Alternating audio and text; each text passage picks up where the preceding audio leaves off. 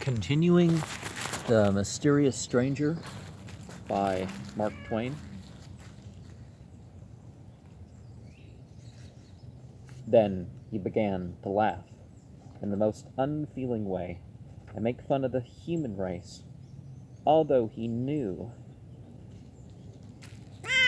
that what he had been saying shamed us and wounded us. No one but an angel could have acted so, but suffering is nothing to them. They do not know what it is, except by hearsay. More than once, Seppi and I had tried, in a humble and diffident way, to convert him, and, as he had remained silent, we had taken his silence as a sort of encouragement.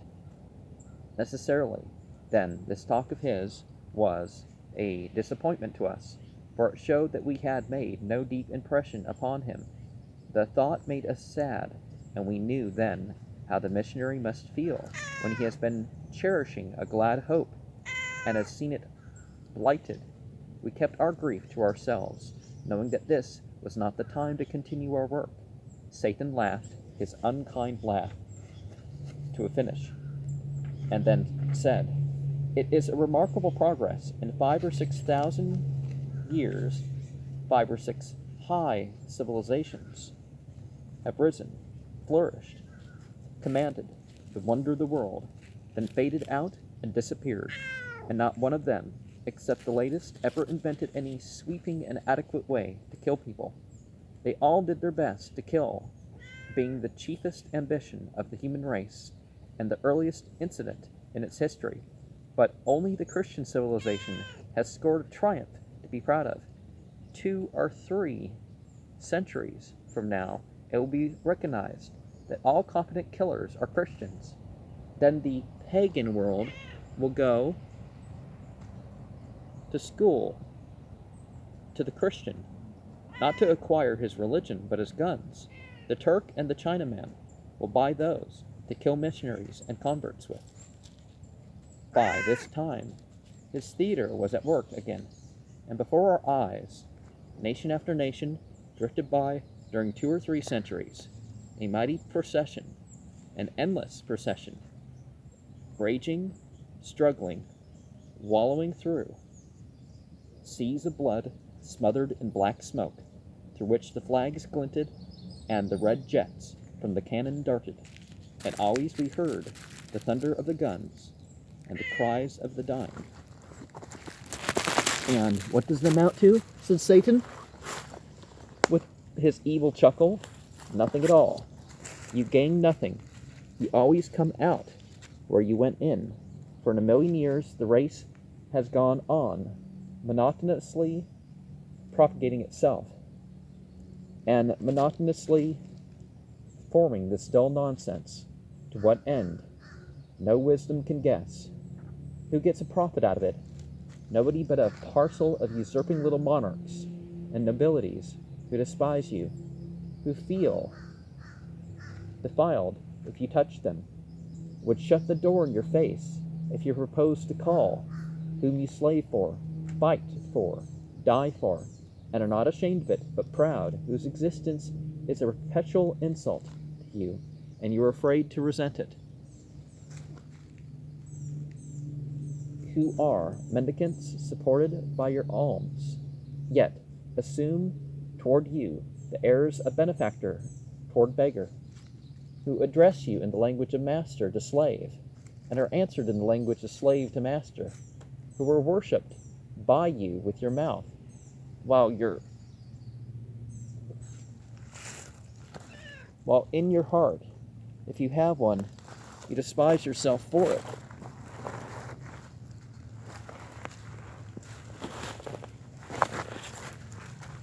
The first man was a hypocrite and a coward, qualities which have not yet failed in his line. It is the foundation upon which all civilization have been built. Drink to their perpetuation, drink to their augmentation, drink to... Then he saw by our faces how much we were hurt, and he cut his sentence short and stopped chuckling, and his manner changed. He said, "Now he said gently, "No, we will drink one another's health, and let civilization go. The wine, which has flown to our hands out of space by desire, is earthly, and good enough for that other toast. But throw away the glasses. We will drink this one in wine, which has not visited this world before." We obeyed and reached up and received the new cups as they descended. They were shapely and beautiful goblets, but they were not made of any material that we were acquainted with. They seemed to be in motion. They seemed to be alive, and certainly the colors in them were in motion. They were very brilliant and sparkling, and of every tint. They were never still, but flowed to and fro in rich tides which met and broke and flashed out. Dainty explosions of enchanting color. I think it was most like opals washing about in waves and flashing out their splendid fires. But there is nothing to compare the wine with. We drank it, and felt a strange and witching ecstasy out of heaven with go stealing through us. And Seppi's eyes filled, and he said, worshipingly, "We shall be there some day." And then he glanced furtively at Satan, and I think he hoped Satan would say, "Yes, you will be there some day," but Satan seemed to be thinking about something else, and said nothing. This made me feel ghastly, for I knew he had heard. Nothing spoken or unspoken ever escaped him. Poor Seppi looked distressed, and did not finish his remark. The goblets rose and clove their way into the sky, a triplet of radiant sun-dogs, and disappeared. Why didn't they stay? It seemed a bad sign, and depressed me. Should I ever see mine again? Would Seppi see his? Ever? Chapter 9. It was wonderful, the mastery Satan had over time and distance. For him they did not exist. He called them human inventions, and said they were artificialities. We often went to the most distant parts of the globe with him, and stayed weeks and months, and yet were gone only a fraction of a second, as a rule. We could prove it by the clock. One day, when our people were in such awful distress because the witch commission were afraid to proceed against the astrologer and Father Peter's household, or against any, indeed, but the poor and the friendless, they lost patience, and took to witch-hunting on their own score, and began to chase a born lady who was known to have the habit of cursing people by devilish arts, such as bathing them, washing them, and nourishing them instead of bleeding them and purging them through the ministrations of a barber surgeon in the proper way. She came flying down with the howling and cursing mob after her, and tried to take refuge in houses, but the doors were shut in her face. They chased her more than half an hour, we following to see it, and at last she was exhausted and fell, and they caught her. They dragged her to a tree, threw a rope over the limb, and began to make a noose in it, some holding her meantime, and she crying and begging, and her young daughter looking on and weeping, but afraid to say or do anything. Yeah, cleanliness and comfort, that's a great evil right there.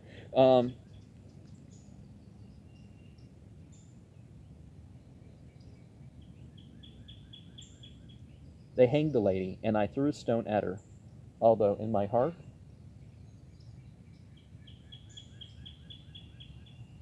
I was sorry for her. But all were throwing stones, and each was watching his neighbor, and if I had not done this as the others did, it would have been noticed and spoken of. Satan burst out laughing. All that were near by turned upon him, astonished and not pleased. It was an ill time to laugh, for his free and scoffing ways and his supernatural music had brought him under suspicion all over the town, and turned many privately against him.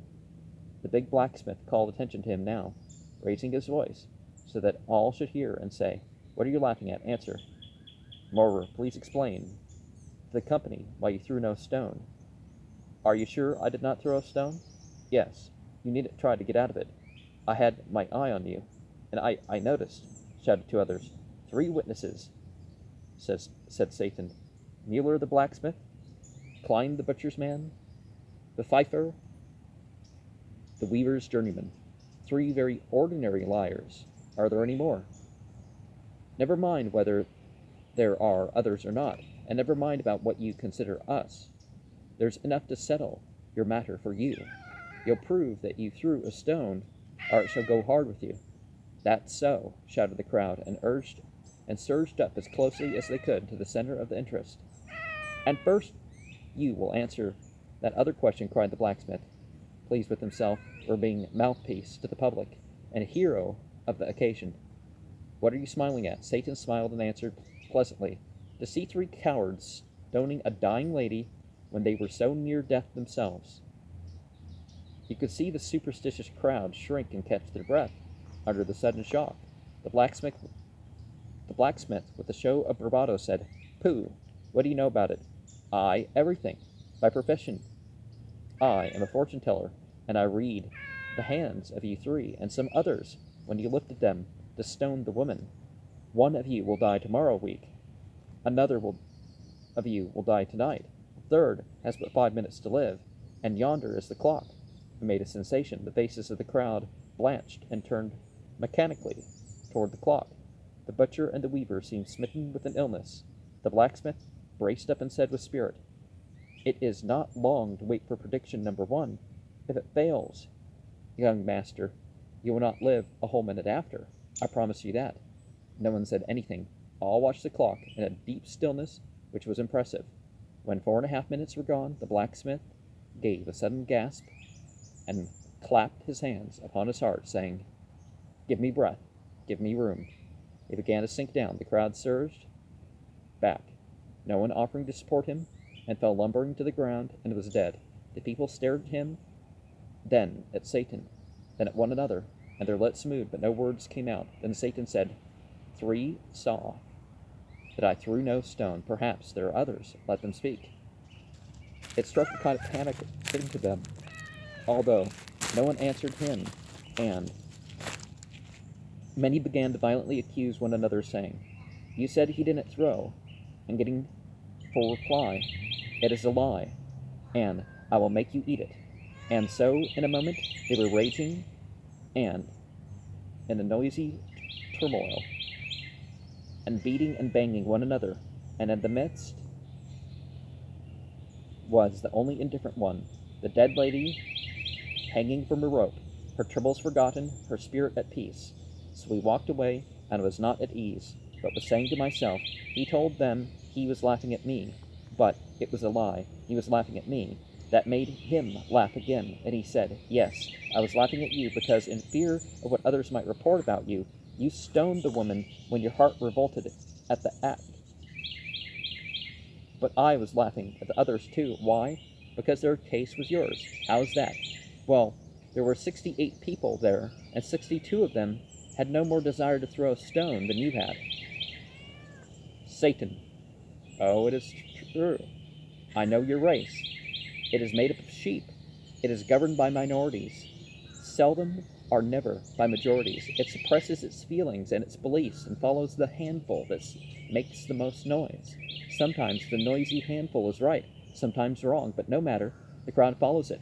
The vast majority of the race, whether savage or civilized, are secretly kind-hearted and shrink from inflicting pain, but in the presence of the aggressive and pitiless minority, they do not dare to assert themselves. Think of it. One kind-hearted creature spies upon another and sees to it that he loyally helps in iniquities which revolt both of them. Speaking as an expert, I know that 99 out of 100 of your race were strongly against the killing of witches when that foolishness was first agitated by a handful of pious lunatics in the long ago.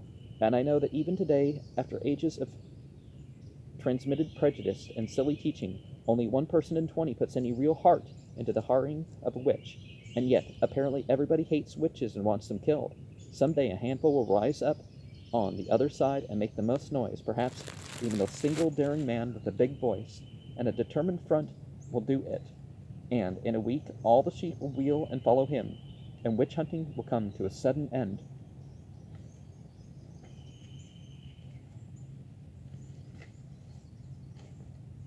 Monarchs, aristocracies and religions are all based upon that large defect in your race, the individual's distrust of his neighbor and his desire for safety's or comfort's sake to stand well in his neighbor's eye. These institutions will always remain and always flourish and always oppress you, affront you, and degrade you, because you will always be and remain slaves of minorities. There was never a country where the majority of the people were in their secret hearts loyal to any of these institutions. I did not like to hear our race called sheep, and said, I did not think they were. Still it is true, lamb, said Satan. Look at you in war. What mutton you are, and how ridiculous. In war, how? There has never been a just one, never an honorable one, on the part of the instigator of the war. I can see 1,000,000 years ahead, and this rule will never change. In so many as half a dozen instances, the loud little handful, as usual, will shout for the war. The pulpit will warily and cautiously object at first. The great big dull bulk of the nation will rub its sleepy eyes and try to make out why there should be a war, and will say, earnestly and indignantly, it is unjust and dishonorable, and there's no necessity for it. Then the handful will shout louder. A few fair men on the other side will argue and reason against the war with speech and pen, and at first will have a hearing, and will be applauded. But it will not last long. Those others will outshout them, and presently the anti-war audiences will thin out and lose popularity. Before long, you will see this curious thing, the speakers stoned from the platform, and free speech strangled by hordes of furious men who in their secret hearts are still at one with those stoned speakers as earlier, but do not dare say so. And by men we mean men and women, right? Especially what we're seeing, the so-called fights against fascism, or even more censors and stuff.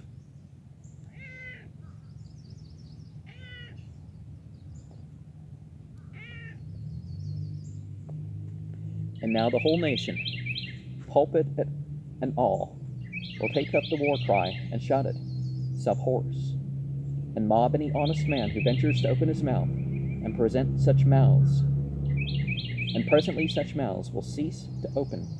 Next, the statesman will invent cheap lies, putting the blame upon the nation that is attacked, and every man will be glad of those conscious, soothing falsities, and diligently study them, and refuse to examine any refutations of them, and thus he will by and by convince himself that the war is just, and will thank God for better sleep he enjoys after this process of grotesque self-deception. As I'm recording this, I hear that there was warnings for a year that your behavior needs to stop. And a war springing up because of it, and now the media is acting like, oh, that was an unprovoked war. Those underhanded dealings for years had nothing to do with anything, and increasing the threat against this one country was nothing to do with anything. Not that that country was right in invading or anything, but Chapter 10. Days and days went by now, and no Satan. It was dull without him, but the astrologer, who had returned from his excursion to the moon, went about the village, braving public opinion and getting a stone in the middle of his back now. And then when some witch-hater got a safe chance to throw it and dodge out of sight, meantime, two influences had been working well for Margaret. That Satan, who was quite indifferent to her, had stopped going to her house after a visit or two had hurt her pride, and she had set herself the task of banishing him from her heart. Reports of Wilhelm Meidling's dissipation, brought to her from time to time by old Ursula, had touched her with remorse, jealousy of Satan being the cause of it. And so now these two matters, working upon her together, she was getting a good profit out of the combination. Her interest in Satan was steadily cooling. Her interest in Wilhelm as steadily warming.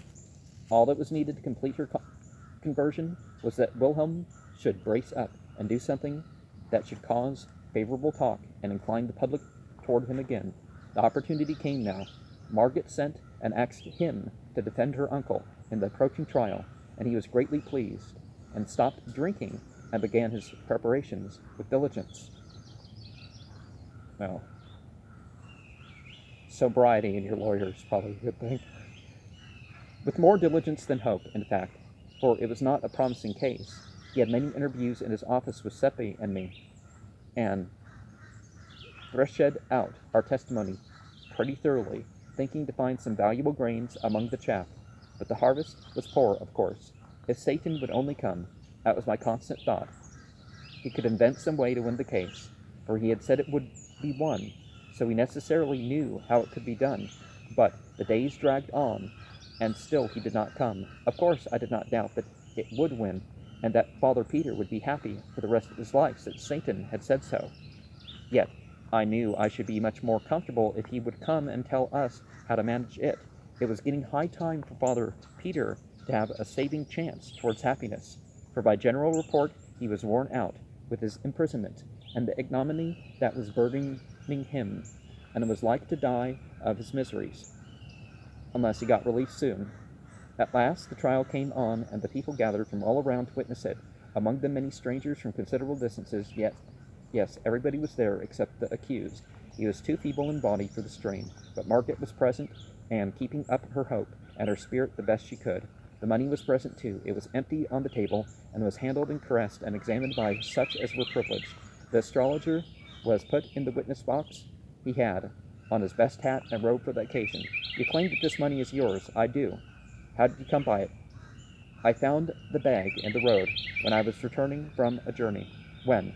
More than 2 years ago. What did you do with it? I brought it home and hid it in a secret place in my observatory, intending to find the owner if I could. You endeavored to find him. I made a diligent inquiry during several months, but nothing came of it. And then I thought it not worthwhile to look further, and was minded to use the money in finishing the wing of the foundling asylum connected with the priory and nunnery. So I took it out of its hiding place and counted it to see if any of it was missing. And then... Why do you stop? Proceed. I'm sorry to have to say this, but just as I had finished and was restoring the bag to its proper place, I looked up, and there stood Father Peter behind me. Several murmured, "That looks bad." But others answered, "Ah, but he is such a liar." Question. That made you uneasy? No, I thought nothing of it at the time, for Father Peter often came to me unannounced to ask for a little help in his need.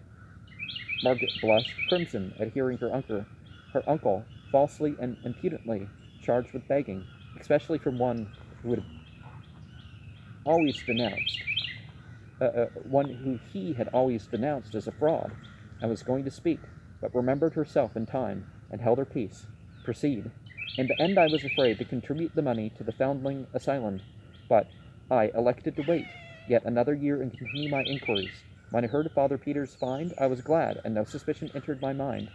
When I came home a day or two later, and discovered that my own money was gone, I still did not suspect until 3 circumstances connected with Father Peter's good fortune struck me as being singular instances.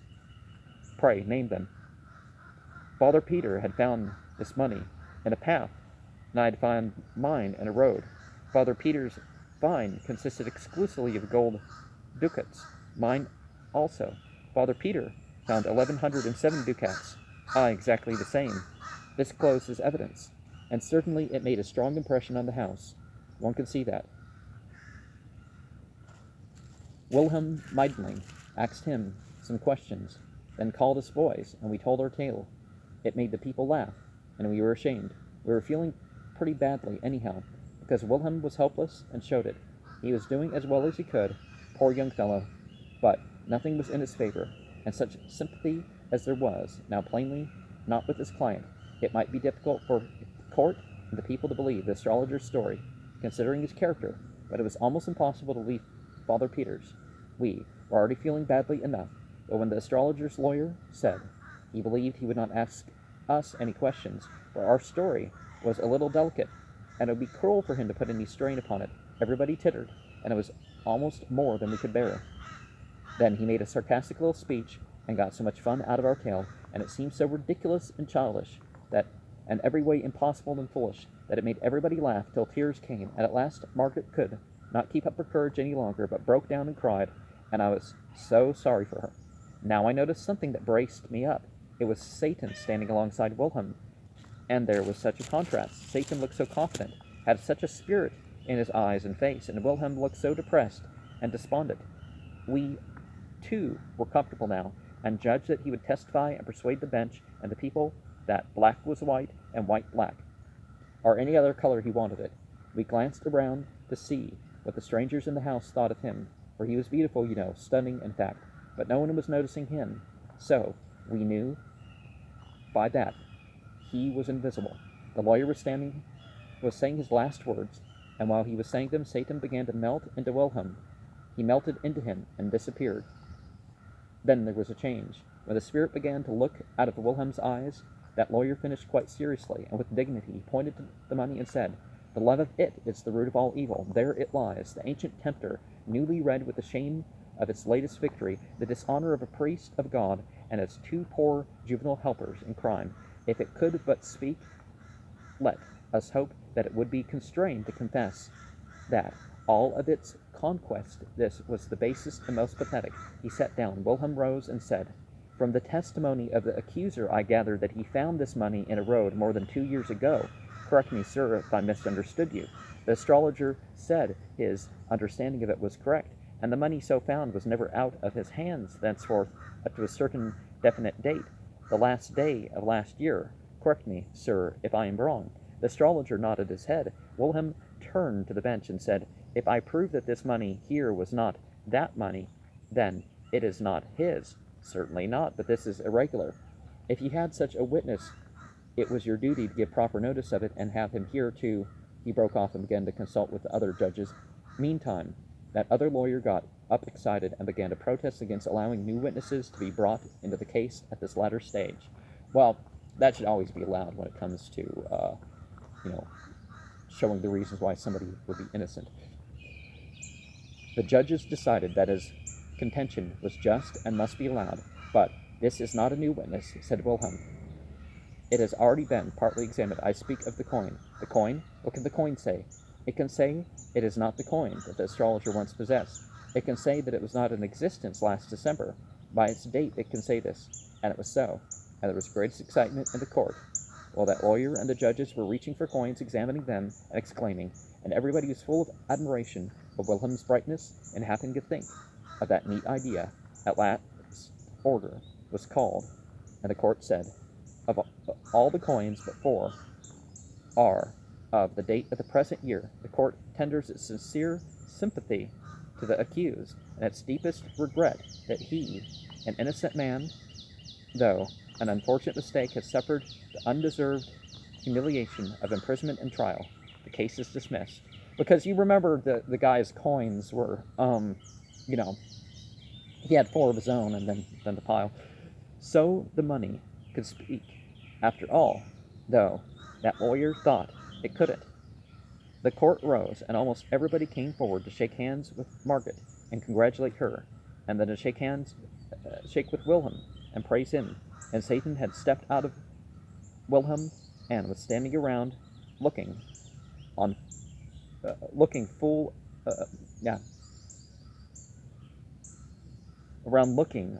interest, and people walking through him every which way, not knowing he was there.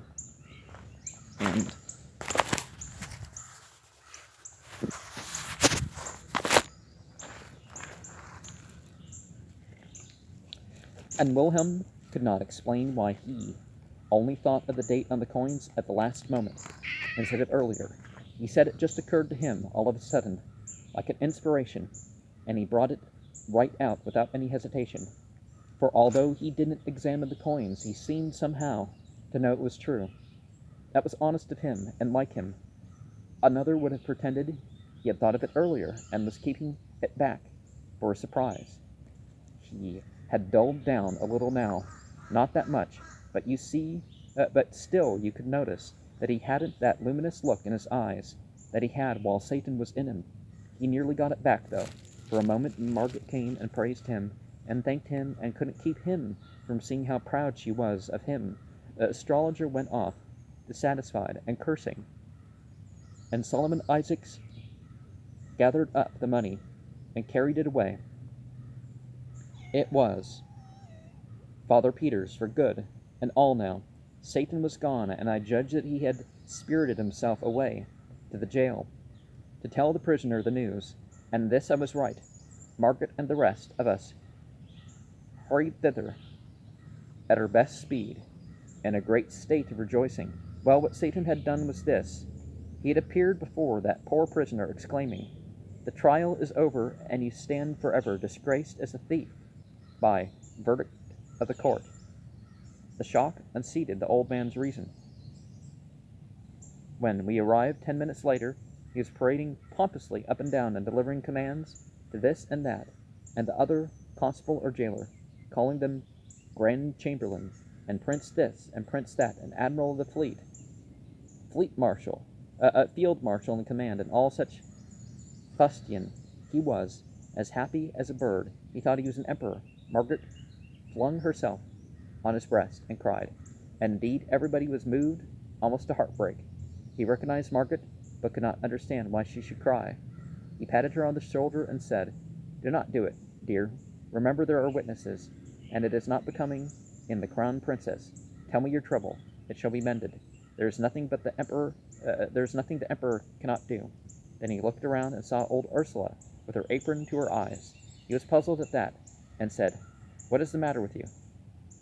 Through her sobs she got out the words explaining that she was so distressed to see him so. He reflected over that a moment, and then muttered, as if to himself, "A singular old thing. The Dowager Duchess means well, but is always snuffing, and never able to tell what it is about. It is because she doesn't know." His eyes fell on Wilhelm, Prince of India. He said, "I divine that it is you that the crown princess is concerned about. Her tears shall be dried. I will no longer stand between you. She shall share your throne, and between you shall inherit mine. There, little lady, have I done well? You can smile now. Isn't it so?" He petted Margaret and kissed her, and was so contented with himself and everybody that he could not do enough for us all, but began to give away kingdoms and such things right and left, and the least that any of us got was a principality. And so at last, being persuaded to go home, he marched in imposing state, and when the crowds along the way saw how it gratified him to be hurrahed at, they humored him to the top of his desire, and he responded with condescending bows and gracious smiles, and often stretched out a hand and said, "Bless you, my people."